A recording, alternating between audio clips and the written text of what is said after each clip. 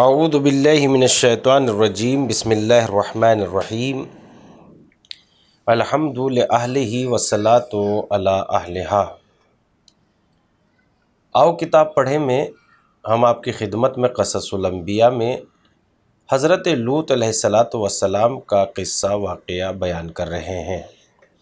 گفتگو یہاں تک پہنچ چکی تھی کہ کوئی دنیا کی ایسی برائی اور بیماری نہیں تھی برائیوں کی شکل میں جو عیب اور گناہ ان میں نہ پائے جاتے ہوں۔ بندگان خدا کو یہ بہت رسوا اور ان کے مال و اموال لوٹنے میں بہت ہی زیادہ پیش یعنی آگے آگے رہتے تھے۔ گفتگو کا سلسلہ 182 صفحے سے شروع ہوتا ہے انشاءاللہ تعالی۔ تو آئیے گفتگو کو جہاں سے ختم کی تھی وہیں سے شروع کرتے ہیں۔ جب حضرت ابراہیم علیہ السلام کو قوم لوط پر عذاب کا یقین ہو گیا تو وہ خاموش ہو گئے، اور بعض روایات میں آیا ہے کہ حضرت ابراہیم علیہ السلام نے جناب جبرائیل سے کہا اس بارے میں بارگاہ حق میں رجوع کروں گا اور اس کی تفصیل معلوم کروں۔ اللہ تعالیٰ نے اس وقت جناب ابراہیم علیہ السلام پر وحی نازل کی اور فرمایا اعرض عن ھذا انہ قد جاء امر ربک وانہم آتیہم عذاب غیر مردود۔ اے ابراہیم ایسی باتیں مت کہو، حکم خدا صادر ہو چکا ہے اور یہ فرشتے ہر حال میں قوم لوط کو عذاب دینے پر مامور ہیں، اس بارے میں کسی قسم کی کوئی سفارش قبول نہیں ہوگی۔ یہ سن کر حضرت ابراہیم علیہ السلام کے مہربان دل کو سکون ہوا اور فرمان خداسی سے ان کے وجود کے ذی وجود کو اطمینان ہوا، کیونکہ وہ ہمیشہ حکم خدا کے سامنے سر تسلیم خم کرتے تھے۔ عذاب پر معمور فرشتوں کی حضرت لوط علیہ السلام سے گفتگو۔ بالآخر عذاب پر معمور فرشتے بشری لبادہ اوڑھ کر حضرت ابراہیم علیہ السلام کی خدمت سے روانہ ہوئے اور جناب لوط کے حضور حاضر ہوئے۔ اس وقت لوط کھیتیوں کو پانی دینے میں مصروف تھے۔ انہوں نے جب ان خوبصورت جوانوں کو دیکھا تو ان سے کہا آپ لوگ کون ہیں؟ انہوں نے کہا ہم مسافر ہیں، آج رات آپ کے یہاں قیام کرنا چاہتے ہیں۔ ایک طرف حضرت لوط علیہ السلام اپنی منحرف قوم کی غلط کاریوں اور دوسری طرف ان خوبصورت نوجوانوں کی آمد کی وجہ سے روحانی طور پر انتہائی پریشان ہوئے اور اپنے آپ سے کہا اب کیا کیا جائے؟ اگر ان حسین و جمیل جوانوں کو مہمان بناتا ہوں تو آبروریزی کا خوف ہے۔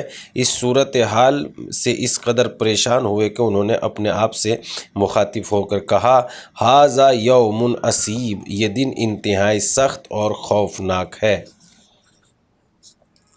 لیکن حضرت لوط علیہ السلام جو بہت مہمان نواز تھے ان کے پاس ان کے علاوہ اور کوئی چارہ نہیں تھا کہ انہیں اپنے گھر لے جاتے۔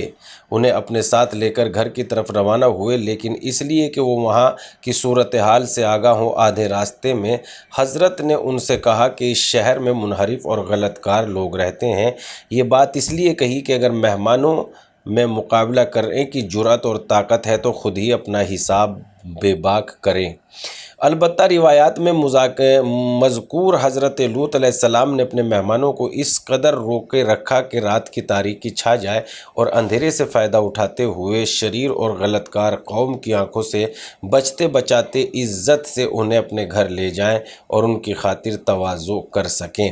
بہرحال یہ مہمان جیسے تیسے حضرت لوط کے گھر پہنچے اور ان کی بیوی چھت پر گئی اور آگ جلائی۔ اس سے شریر و ذلیل لوگ سمجھ گئے کہ آج رات حضرت لوط کے کچھ مہمان ہیں۔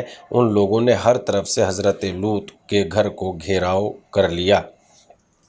حضرت لوط کی بدکار قوم سے گفتگو۔ جب ان لوگوں نے حضرت لوط علیہ السلام کے گھر کو چاروں طرف سے گھیر لیا تو جناب لوط سے کہا کہ ہم نے تمہیں روکا نہیں تھا کہ اغیار کو یہاں پر مت لانا؟ حضرت لوط علیہ السلام چونکہ ان کی ہوس پرستی کے بارے میں آگاہ تھے، لہذا انہوں نے ان کے ساتھ شادی اور نکاح کی باتیں شروع کر دیں، جو جنسی عزائم کو پورا کرنے کا فطری طریقہ اور بقائے نسل کا سبب ہے۔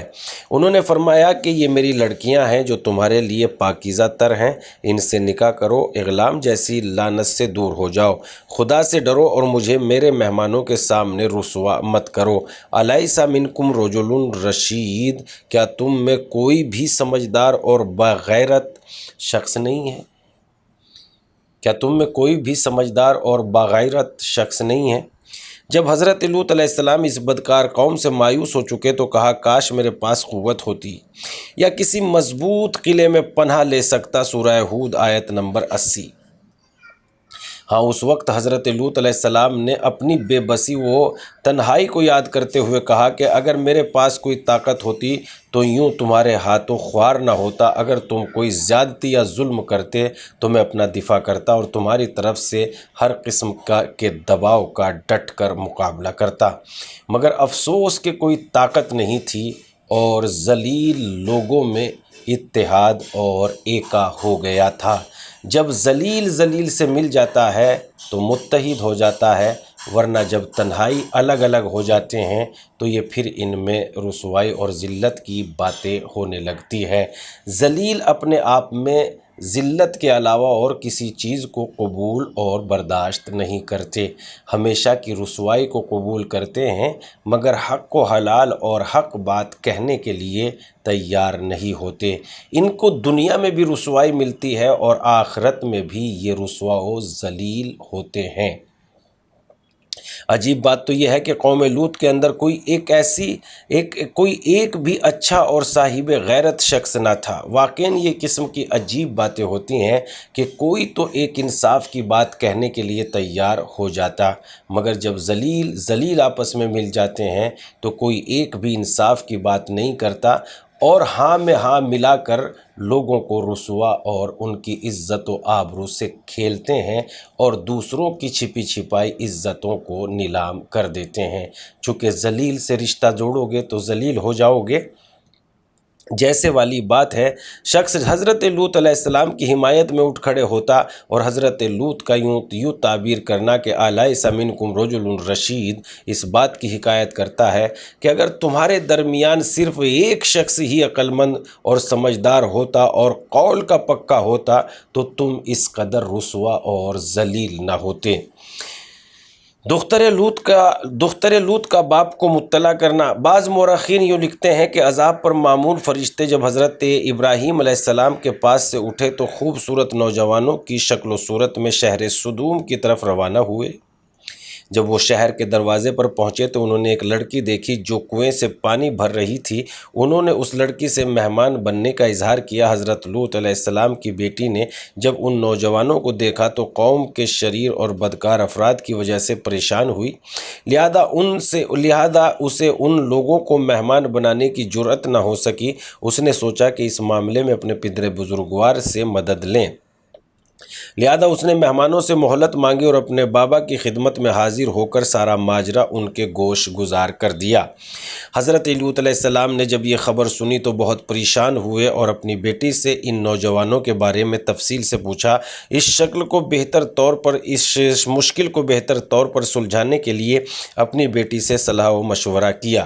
شاید وہ انہیں اپنا مہمان بنانے اور ان کے استقبال کرنے میں مطرود تھے اور اس سوچ میں پڑ گئے تھے کہ ان سے معذرت خواہی کر لیں یا انہیں حقیقت سے آگاہ کر دیں، لیکن حضرت لوط علیہ السلام کی مہر و محبت اور مہمان نوازی کی صفت نے انہیں مجبور کیا کہ وہ مخفی طور پر لوگوں کی نگاہوں سے چھپ کر دور سے آنے والے مہمانوں کے استقبال کے لیے جائیں اور انہیں عزت و احترام سے اپنے گھر لے کر آئیں۔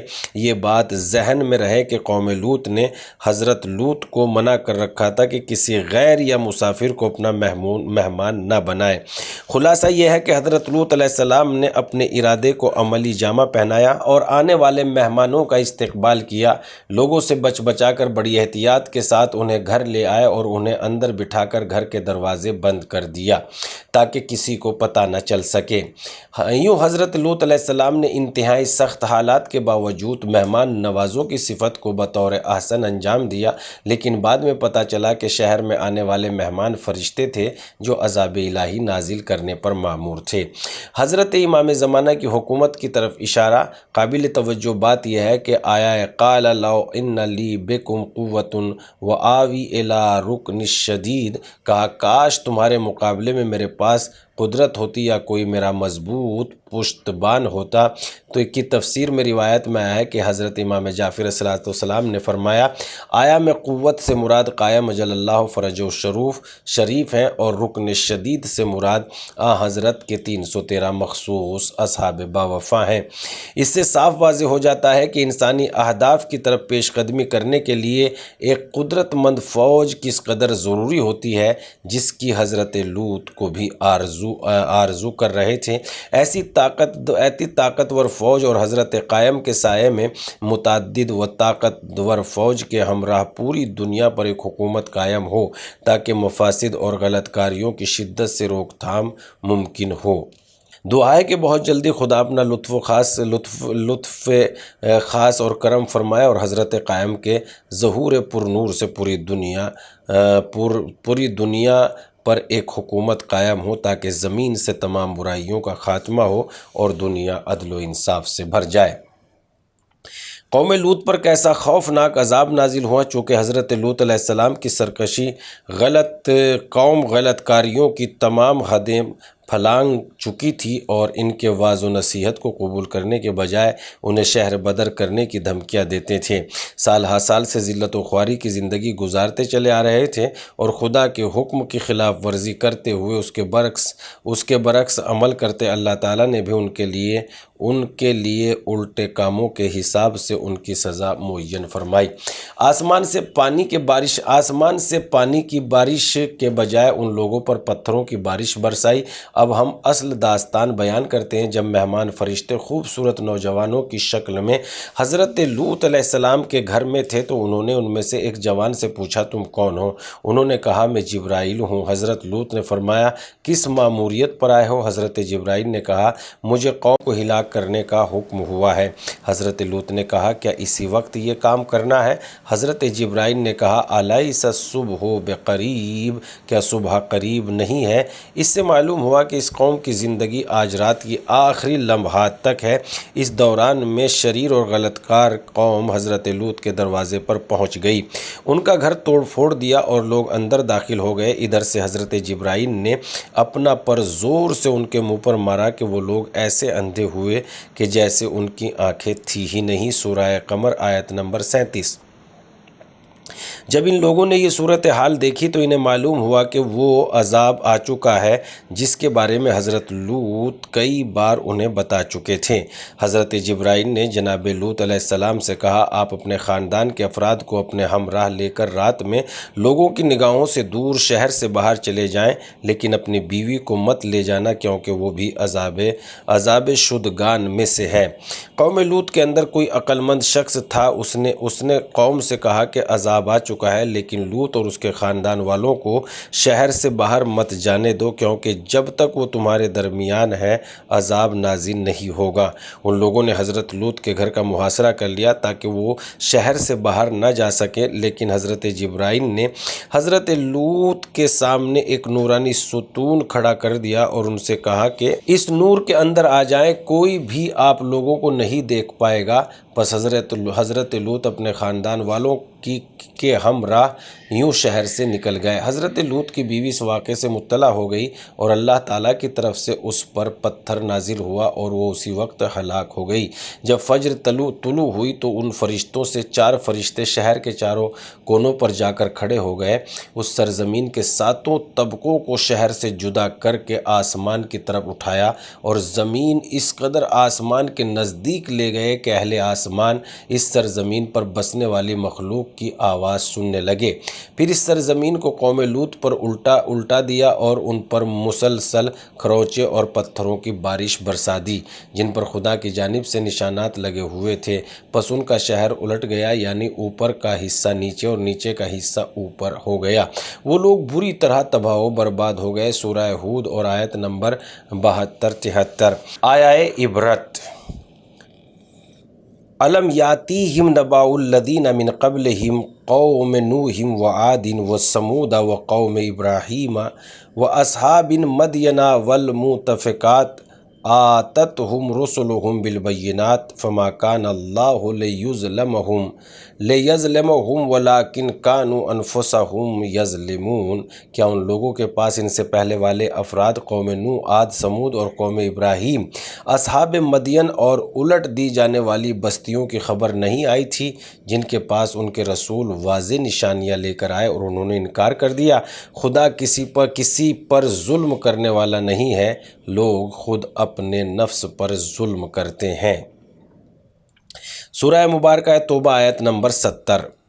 یہ ساری قومیں اپنے اختیار سے الگ ہوئی۔ قوم نوح طوفان نوح میں غرق ہوئی، قوم عاد، قوم ہود تند و تیز طوفان کی وجہ سے تباہ و برباد ہوئی، قوم سمود، قوم صالح زلزلے اور آسمانی بجلی گرنے کی وجہ سے ہلاک ہوئی، قوم ابراہیم نعمتوں کی نابودی کی وجہ سے نابود ہوئی، قوم مدین، قوم شعیب آتش برسانے والے بادلوں کے سبب تباہ ہوئی، اور قوم لوط شہر کے الٹے اور پتھروں کی بارش سے نابود ہو گئی۔ آیت میں لفظ متفقات شہروں کا زیر و زبر ہونا سے مراد قوم لوط کے شہر ہیں۔ بعض کے بقول وہ 4 شہر سدوم، دامورا اور سبویم ہے کہ ان میں سے سب سے بڑا شہر سدوم تھا، جس میں حضرت لوط علیہ السلام اقامت پذیر تھے۔ معروف مشہور محدث مسعودی سے نقل ہوا ہے کہ اللہ تعالیٰ نے حضرت لوط علیہ السلام کو 5 شہر کی طرف تبلیغ کے لیے بھیجا تھا کہ ان کے نام درج ذیل ہیں: سدوم، عمورہ، ادومہ، سامورہ، سابورہ۔ درس عبرت: اللہ رب العزت قرآن مجید میں سورہ ہود کی آیت نمبر 83 میں قوم لوط پر سخت عذاب کو بیان کرنے کے بعد فرماتا ہے: وَمَا هِيَ مِنَ الظَّالِمِينَ مِنْ أُمَّتِكَ بے بعید، آپ کی امت کے ظالموں پر اس طرح کے عذاب کا نازل ہونا بعید نہیں ہے۔ سورہ قمر کی آیت نمبر 34 سے 39 تک کے قوم لوط پر عذاب سے متعلق ہیں۔ 40ویں آیت میں ارشاد قدرت ہوتا ہے: وَلَقَدْ يَسَّرْنَا الْقُرْآنَ لِلذِّكْرِ فَهَلْ مِن مُّدَّكِرٍ، ہم نے قرآن کو نصیحت کے لیے آسان کر دیا، تو کیا کوئی نصیحت حاصل کرنے والا ہے؟ مذکورہ بالا دونوں اور کچھ دوسری آیات سے یہ بخوبی واضح ہو جاتا ہے کہ قوم لوط کی داستان کا ذکر عبرت حاصل کرنے، خوف خدا، گناہوں سے دوری، گناہ کے انجام سے آگہی اور دنیا اور آخرت میں عذاب الہی کے بارے میں غور و فکر کرنا ہے۔ سورہ ہود آیت نمبر 83 اس بات کا صاف طور پر اعلان کر رہی ہے کہ اس طرح کے عذاب ہر امت کے ستمگروں ظالموں سے دور نہیں ہے، یعنی ہم جیسا بھی ظلم کرے، ستم کے جس راستے پر بھی قدم رکھیں تو آخرکار ہمارا دنیا اور آخرت میں انجام سخت عذاب الہی میں گرفتار ہونا ہوگا۔ لہذا عبرت حاصل کرنی چاہیے کہ جب تک مہلت ہے اپنے آپ کو سنوارنا چاہیے اور توبہ حقیقی کے پانی سے گناہوں کی گندگی کو صاف کر دینا چاہیے۔ حضرت لوط مظلوم ترین پیغمبر، یہ تھی حضرت لوط علیہ السلام کی دکھوں بھری زندگی کی داستان اور ان کی ہٹ دھرم قوم کی عاقبت۔ ان لوگوں نے ناصحین کی ہم دردانہ نصیحتوں پر کان نہ دھرے اور ان بدبختوں نے اپنی دنیا اور آخرت تباہ و برباد کر لی۔ شاید تمام پیغمبروں میں سے حضرت لوط علیہ السلام کی مانند کوئی اور پیغمبر مظلوم نہ ہو کہ انہوں نے 30 سال تک اپنی قوم کو راہ حق کی جانب ہدایت دی، لیکن کسی نے بھی انہیں مثبت جواب نہ دیا۔ جس وقت عذاب نازل ہونے لگا تو ان شہروں میں حضرت لوط کے سوا کسی اور صاحب ایمان کا گھر نہ تھا۔ ان کے گھر میں ان کی بیوی بھی قوم کی حامی تھی۔ جس رات میں حضرت لوط شہر سے باہر تشریف لے گئے تو ان کی بیوی لوگوں کو بتانے کے لیے گھر سے باہر نکلی، لیکن آسمان سے پتھر نازل ہوا جو اسے لگا اور وہ وہیں پر ڈھیر ہو گئی۔ حضرت لوط علیہ السلام اس ماجرے کے بعد ایک مدت تک زندہ رہے اور بالآخر خدا سے جا ملے۔ ان کا مرقد مطہر قریہ کفر بریک میں مسجد خلیل سے 3 میل کے فاصلے پر ہے، وہاں 60 انبیاء کے روضے ہیں۔ ناظرین، وقت ہو چکا ہے اور حضرت لوط علیہ السلام کا بھی تاریخ کے اعتبار سے جو ان صفحات میں موجود ہے تذکرہ تمام ہو گیا، لہذا انشاءاللہ ہم پھر آپ کی خدمت میں حاضر ہوں گے۔ والسلام۔